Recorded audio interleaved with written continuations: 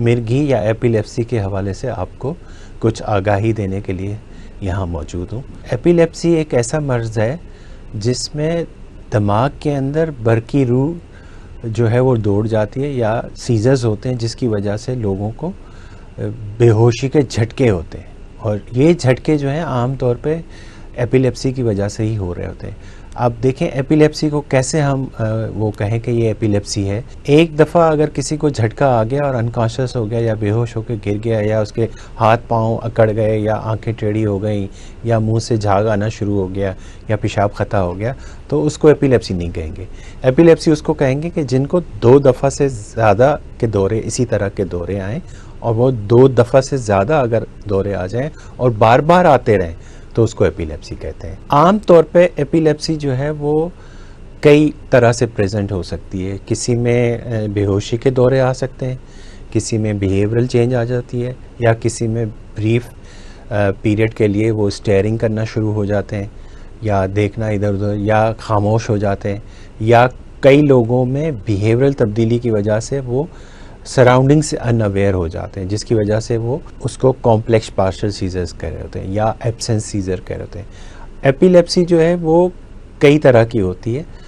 कुछ लोगों में ऐसे पाया जा गया है कि उसमें सिर्फ हार्ट का रेट जो है वो बढ़ जाता है या पैल्पिटेशन होना शुरू हो जाती है या ब्लड प्रेशर का फ्लक्चुएशन होना शुरू हो जाती है या थोड़ी देर के लिए वो साकत हो जाते हैं, तो उसको एपिलेप्सी का दौरा कहते हैं। एपिलेप्सी मुख्तलिफ एज ग्रुप में मुख्तलिफ लोगों को अफेक्ट कर सकती है और हर तरह के सेक्स में, जैसे मेल में फीमेल्स में, दोनों को अफेक्ट कर सकती है। तो मैं क्योंकि एडल्ट न्यूरोलॉजी की प्रैक्टिस कर रहा होता हूँ, तो हमारे पास जो पॉपुलेशन आ रही होती है वो एडल्ट पॉपुलेशन होती है, मगर ये चाइल्डहुड एपिलेप्सी भी होती है और एक नियोनेटल एपिलेप्सी भी होती है और एक ओल्ड एज की भी होती है। तो हम क्योंकि एडल्ट्स को डील कर रहे होते हैं तो हमारे पास मुख्तलिफ़ तरह से लोग आ रहे होते हैं।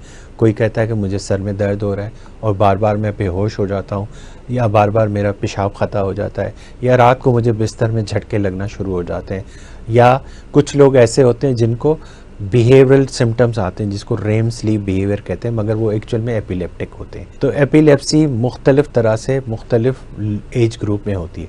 अच्छा, जब बड़ी एज के लोग होते हैं उनके क्योंकि पुराना कोई स्ट्रोक हो गया होता है तो वो अचानक सुबह उठे और बेहोश पाए गए, या घर वालों ने देखा कि वॉशरूम गए, वॉशरूम में गिर गए और अचानक बेहोश हो गए। तो हर एज ग्रुप में अलग अलग प्रेजेंटेशन होती है। एपिलेप्सी याद रखें काबिले इलाज है।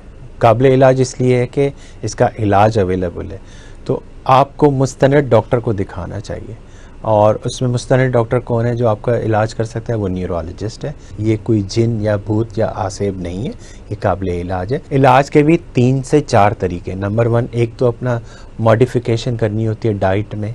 नंबर 2, आपको अपनी स्लीप पैटर्न अच्छा कर रहा होता है। नंबर 3, आप अपनी डेली लाइफ की एक्टिविटीज़ को है वो जो मॉडिफाई कर रहे होते हैं एपिलेप्सी के मर्ज़ में।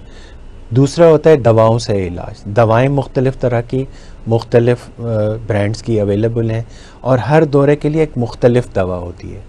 तो आपको मुस्तनद डॉक्टर ही बता सकता है कि एपिलेप्सी की कौन सी दवा किस दौरे में इस्तेमाल की जाती है। एपिलेप्सी को डायग्नोस करने के लिए नंबर 1 एक तो होता है कि क्लिनिकल हिस्ट्री लेना बहुत इंपॉर्टेंट होता है।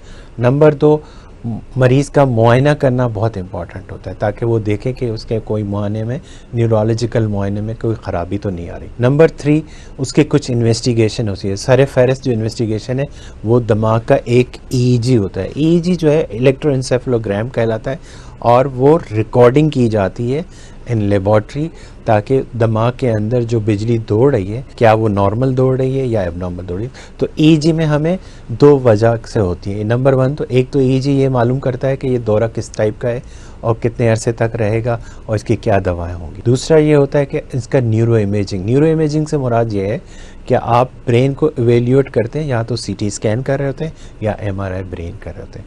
तीसरा, अगर आप समझ रहे हैं कि ब्रेन या मेनिंजेस के अंदर कोई इन्फेक्शन है तो आपको लंबर पंक्चर भी हेल्प करेगा। एपिलेप्सी में देखें डाइट का बहुत बड़ा रोल है। कीटोजेनिक डाइट जो है वो इस्तेमाल होती है और वो दौरों को, रफ्तार को कम कर रही होती है और बल्कि दौरों को कम कर देती है। दूसरा ये है कि आप अपनी जो मॉडिफिकेशन है स्लीप पैटर्न में वो उसको सही करें और अपना प्रॉपर नींद करें, आधी नींद से ना जागें।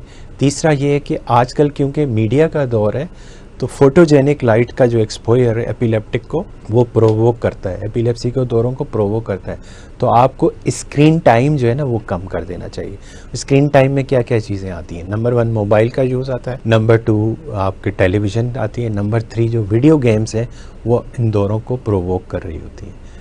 आगे चल के हम आपको ये भी बता दें कि इसका क्या अफादियत होती है, इन चीज़ों को अवॉइड करने से क्या अफादियत होती है और दौरों की फ्रीक्वेंसी में क्या असर आता है। तो मेरे ख्याल में यह है कि लाइफ स्टाइल मॉडिफिकेशन, डाइट और डेली लाइफ की जो एक्टिविटीज़ हैं उसको किस तरह परफॉर्म करना चाहिए, वो भी इसका अहम रोल है और वो एपिलेप्सी में हेल्प करता है।